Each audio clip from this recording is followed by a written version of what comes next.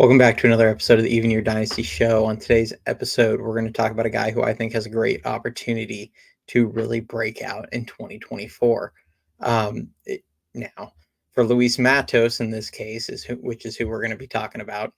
You can make an argument that he did in fact break out in 2023. He started the season in Double A, dominated Double A, went up to Triple A, dominated Triple A, and then made his major league debut and got about 250 at bats in the major leagues. So, in theory, yes, he did break out a little bit in 2023, but I think he has an opportunity to have his breakout in the major leagues in 2024. Now, the reason I feel optimistic about this is I don't know if who all has seen the picture. I'll post it up on the screen here in a second, but um, Luis Matos was giving an interview. I think it might have been on like Instagram Live or something like that. But there's a picture that's been going around that shows that Luis Matos does in fact look like he has been in the gym pretty much the entire off season. You can tell he's been trying to bulk up a little bit, add some strength, which would be huge because if there was anything about him that was a little concerning last year. He just he's a little bit on the smaller side. He's listed at 160 pounds when you look on at his profile, which sometimes you look at him that seems a little generous, especially at 5'11". He's not a big guy, but he does look like he's putting on some weight and trying to get a little bit bigger. Um, and now I don't think he's going to suddenly turn into Barry Bonds out there and hacking 40 homers or anything like that, but I could definitely see Luis Matos being a guy that now can hopefully push his way up into like the 15 range on home runs, which I don't even really personally care about those. I'm not a big, especially for a player like him, where he is so contact oriented.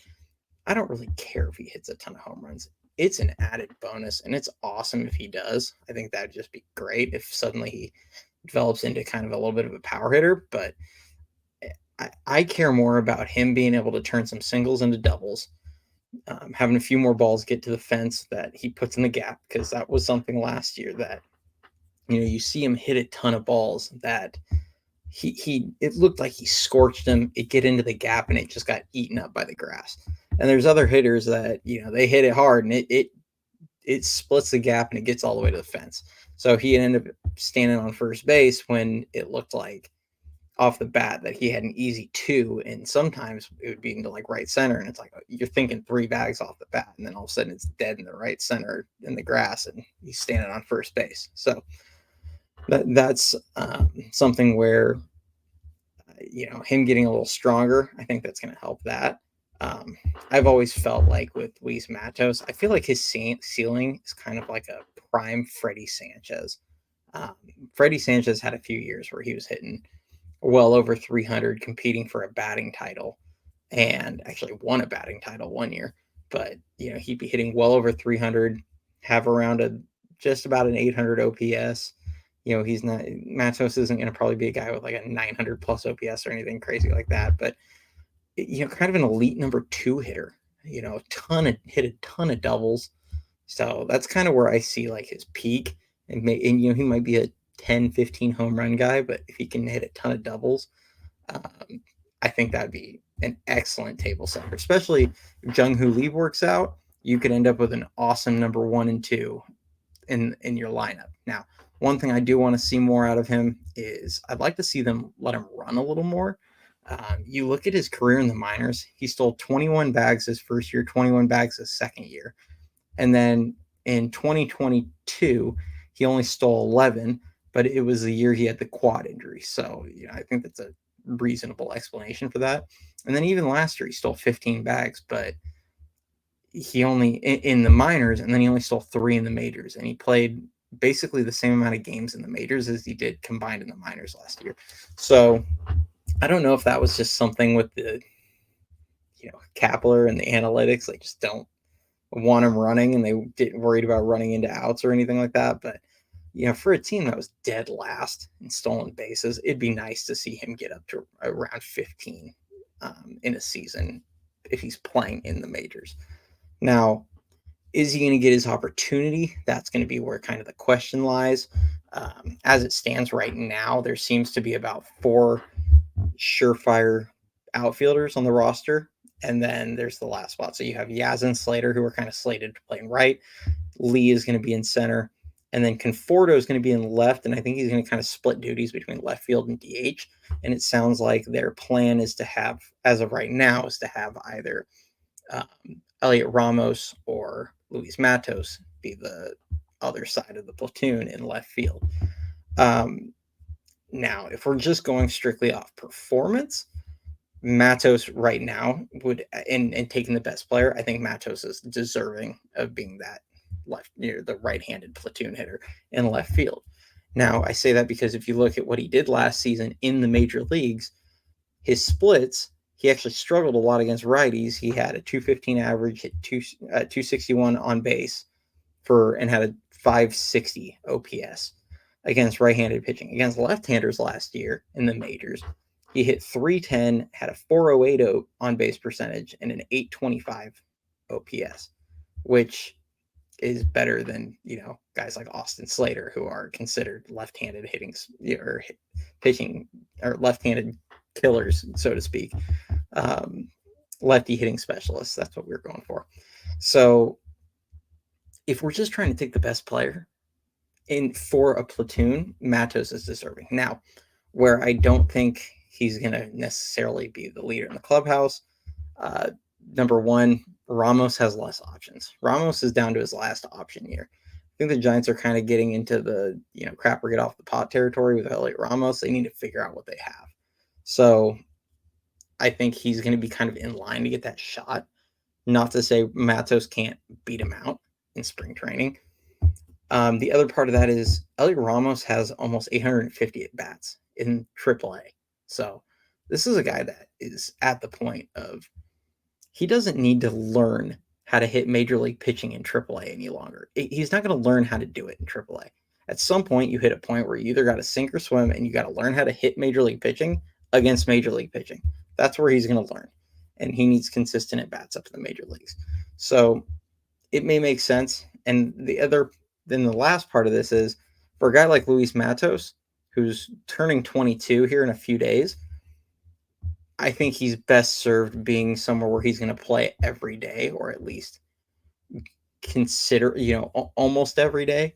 So it might be a situation where just better for his development being in AAA to start the year at least.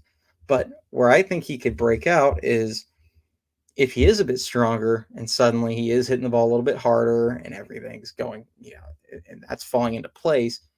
I think he's going to force his way back up onto the big league team at some point. And I think he could potentially force his way or kind of force them to make a decision on guys like Austin Slater, Mike Yastrzemski. And, he might even be able to do that as early as spring training. If he just absolutely crushes the ball, they may make a decision on a guy like Slater, who's going to have a little bit of value, at least around the league where, there's value in right-handed 4th or 5th outfielders that can hit lefties hard. And he's a proven bench piece. So could be a move to be made there. But, I looked at what Matos did last year on the season. He kind of slap hitting at it, hit 250. He was certainly not overwhelmed.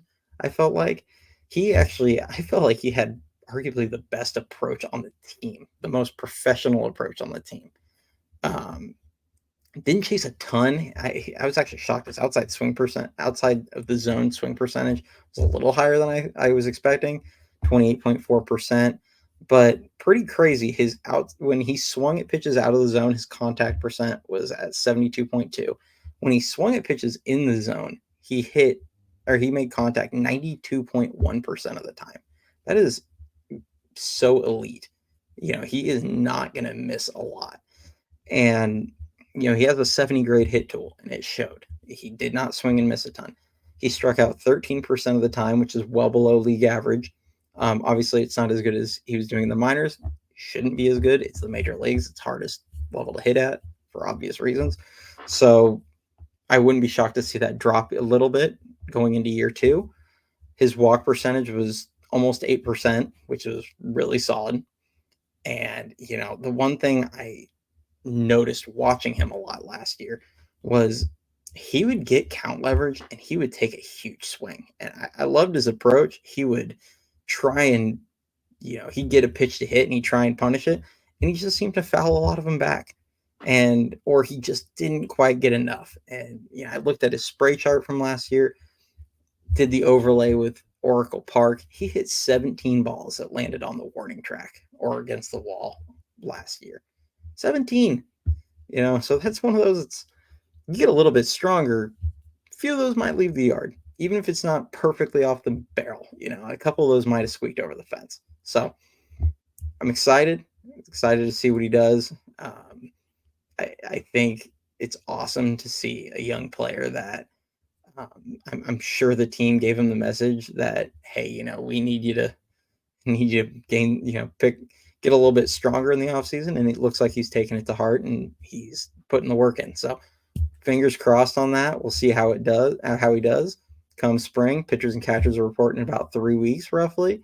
So, we're going to start getting some actual baseball going on here pretty soon, and excited to see what happens with some of these kids. So if you guys like the video, like, subscribe to the channel. I appreciate all the support. We're creeping up on 100 subscribers. It's pretty awesome. Kind of didn't expect as much growth this early on as we've gotten, but thanks to all of you guys, it's been great. Comment in this, drop a comment. I appreciate it. I read all of them. I try and interact and reply to all of them I can. I enjoy seeing them. And, if there's any videos you guys want me to talk, anything you want me to talk about, as always, drop it in the comments and I'm happy to do so. But other than that, we'll talk to you guys next time. Hopefully we have some news here coming up soon and we might be able to actually talk about some, moves they've actually made. But I will talk to you all soon. Bye.